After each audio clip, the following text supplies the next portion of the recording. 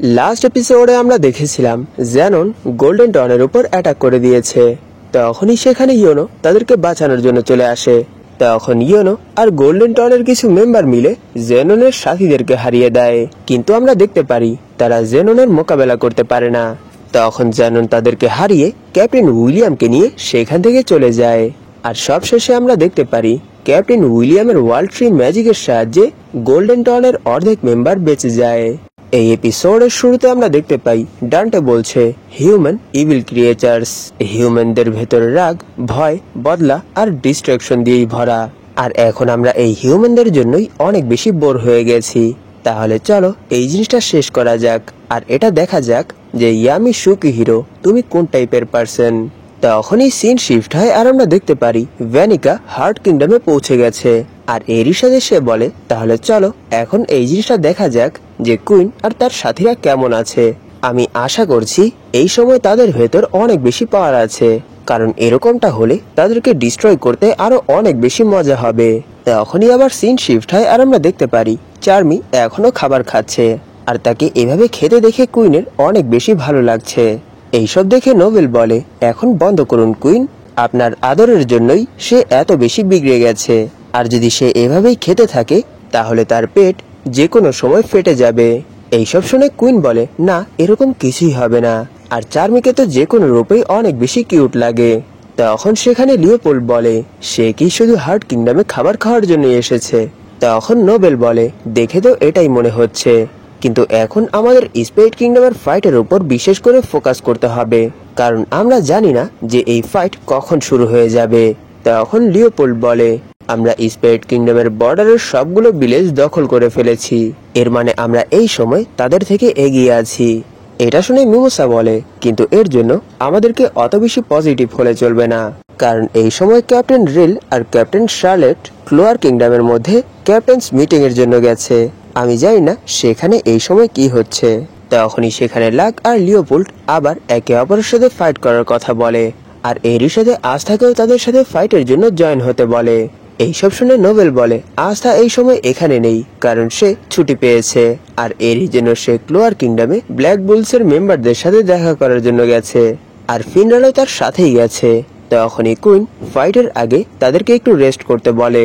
তখনই কুইন এই জিনিসটা ফিল করতে পারে যে কিংডমের উপর অ্যাটাক হয়ে গেছে, আর এরই সাথে তিনি বলে আমাদের এই কিংডমের 6টা জায়গায় অ্যাটাক হয়ে গেছে।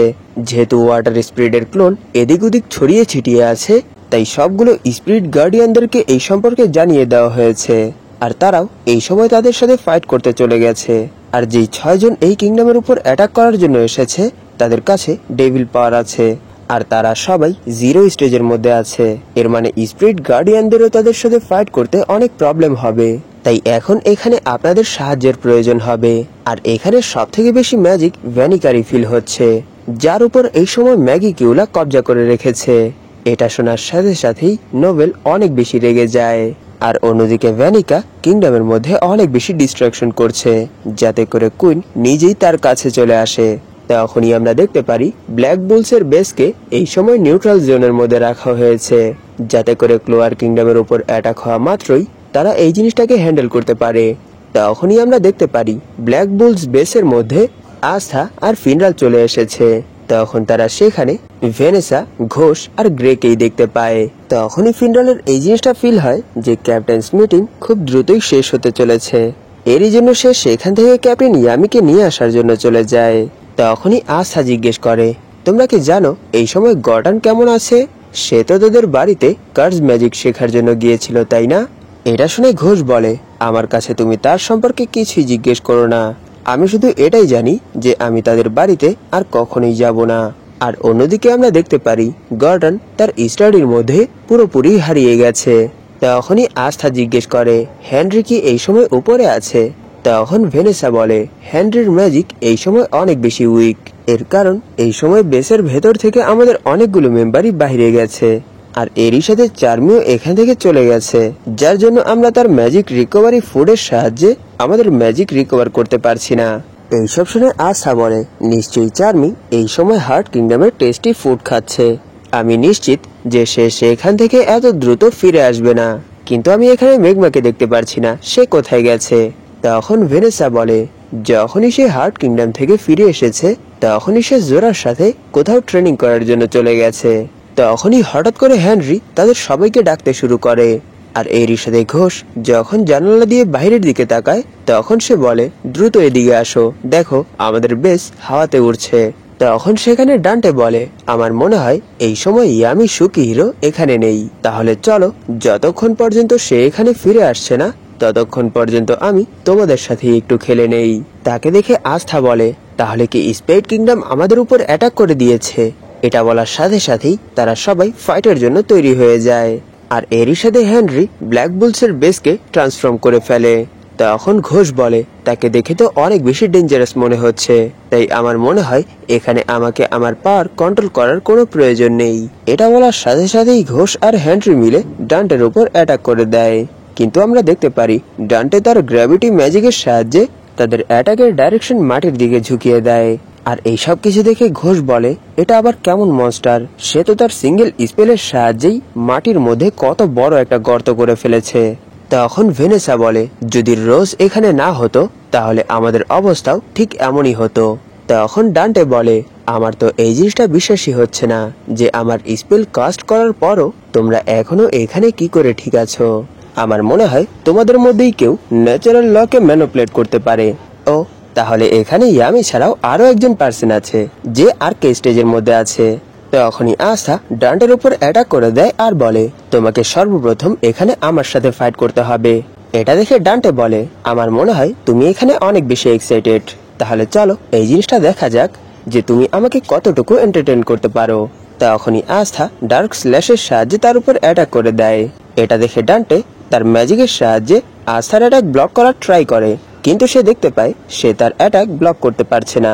এর জন্য সে সেই অ্যাটাকগুলো ডজ করে আর বলে, এটা তো অনেক বেশি ইমপ্রেসিভ, তুমি সর্বপ্রথম আমার ম্যাজিক কেটে ফেলেছো, এরপর আমার উপর অ্যাটাক করেছো। এটা বলেই ডান্টে আশেপাশের গাছ ইউজ করে আস্থার উপর অ্যাটাক করে দেয়, কিন্তু আস্থা সেই অ্যাটাক থেকে রোজের জন্য বেঁচে যায়। এটা দেখে ডান্টে ভাবছিল, তাহলে এই ম্যাজিক শুধু ন্যাচারাল লগুলোকেই চেঞ্জ করে না, এটা কারো ডেথকেও চেঞ্জ করতে পারে। এইসব ভেবেই সে সেখান থেকে সরাসরি ব্ল্যাক বুলস বেসের ভেতর চলে আসে আর বলে, তাহলে সেই পার্সন তুমি যে এই ম্যাজিক ইউজ করছে। তাকে দেখে ভেনেসা গ্রে আর ঘোষকে তার পেছনে চলে আসতে বলে। তখনই তার পেছনে আস্থা চলে আসে আর বলে, তুমি কোথায় যাচ্ছ? এখানে তোমার অপোনেন্ট আমি। এইসব শুনে ডান্টে এক চুটকির সাহায্যে আস্থাকে নিচে ফেলে দেয়। তখন সেখানে ভেনেসা ভাবছিল তার ম্যাজিক শুধু স্ট্রংই না, তার ম্যাজিকের রেঞ্জও অনেক বেশি। তখনই ডান্টে বলে, তুমি তো শুধু ন্যাচারাল লসকেই চেঞ্জ করতে পারো না, এর সাথে তুমি অনেক বেশি বিউটিফুল। তোমার সাথে দেখা হয়ে অনেক ভালো লাগলো। আর আমি ব্ল্যাক ট্রাইড থেকে ডান্টে। এটা শুনে ঘোষ ভাবছিল, তাহলে এই সেই পার্সন যে এই সময় স্পেড কিংডমের উপর রাজ করছে। তখনই ডান্টে ভেনেসাকে প্রপোজ করে। এটা দেখে ঘোষ বলে, তুমি কি এখানে মজা করছো? তখন ডান্টে বলে, না, আমি এই সময় পুরোপুরি সিরিয়াস। তখনই পেছন থেকে আস্থা ডেভিল পাওয়ার অ্যাক্টিভেট করে তার উপর অ্যাটাক করে দেয়, কিন্তু সে সেই অ্যাটাকটা ডজ করে ফেলে আর বলে, কে এই জিনিসটা জানতো যে ক্লোয়ার কিংডমের মধ্যেও এরকম একটা ছেলে আছে যাকে ডেভিল পজেস করে রেখেছে। তখনই আস্থা পরপর দুইবার ডান্টের উপর অ্যাটাক করে, কিন্তু তার অ্যাটাক ডান্টেকে টাচও করতে পারে না। এইসব দেখে ভেনেসা বলে, আস্থার এন্টি ম্যাজিককে ট্র্যাক করে তার উপর অ্যাটাক করার জন্যই তৈরি হয়েছে, কিন্তু এরপরও সে তার অ্যাটাক কি করে ডজ করছে। তখন ঘোষ বলে, যদি এরকমটাই হয়ে থাকে তাহলে আমাদেরকে ততক্ষণ পর্যন্ত তার উপর অ্যাটাক করতে হবে যতক্ষণ পর্যন্ত সে আর ডজ করতে না পারে। এটা ভালোই হলো যে সে আমাদের কাছে চলে এসেছে, তাহলে চলো তাকে এখানেই হারিয়ে দেওয়া যাক, যাতে করে এই প্রবলেম এখানেই শেষ হয়ে যায়। এটা বলেই ঘোষ আস্থাকে আওয়াজ দেয়, আর যখনই আস্থা তার দিকে তাকায় তখনই ঘোষ আস্থার অনেকগুলো কপি ক্রিয়েট করে দেয়, আর এরই সাথে সবগুলো আস্থা ডান্টের উপর অ্যাটাক করে দেয়। তখন ঘোষ বলে, এতগুলো এন্টি ম্যাজিক আর এতগুলো অ্যাটাক একসাথে আসার কারণে সে এই অ্যাটাক কখনোই ডজ করতে পারবে না, আর এই অ্যাটাক তো সে কখনোই ব্লক করতে পারবে না। এইসব দেখে ডান্টে সেখানে তার ডেভিলের 50% পাওয়ার অ্যাক্টিভেট করে ফেলে, আর এরই সাথে আস্থার অ্যাটাক ব্লক করে ফেলে। এই জিনিসটা দেখে ঘোষ বলে, এটা তো ইম্পসিবল, সে কি তার আশেপাশের স্পেসকেই চেঞ্জ করে ফেলেছে। তখনই ডান্টে আস্থার কাঁধে পা রেখে তাকে মাটিতে গেড়ে ফেলে, আর এরই সাথে তার কাছে এসে বলে, তাহলে চলো একটু কথা বলা যাক। যদিও আমরা দুজন আলাদা আলাদা র্যাঙ্কের মধ্যে আছি, কিন্তু এরপরও আমরা একই ধরনের। কারণ আমরা দুজনই ডেভিল দ্বারা পজেস। তাই আমার মনে হয় আমরা এখানে একে অপরকে বুঝতে পারবো। এইসব শুনে আশা বলে, এরকমটা কখনোই হবে না, কারণ তুমি তোমার কিংডমের মানুষদেরকে অনেক খারাপ ভাবে ট্রিট করেছো। তাই তুমি এটা কি করে ভাবতে পারো যে আমি এখানে তোমার সাথে কথা বলবো? এইসব শুনে ডান্টে বলে, আমি বুঝতে পারছি না তুমি এইসব কি বলছো, কিন্তু যদি তুমি এখানে আমার সম্পর্কে খারাপ কিছু বলে থাকো তাহলে আমি এটা আমার প্রশংসা হিসেবেই ধরে নেব, কারণ এনিমেলস কখনোই ইভিল হয় না।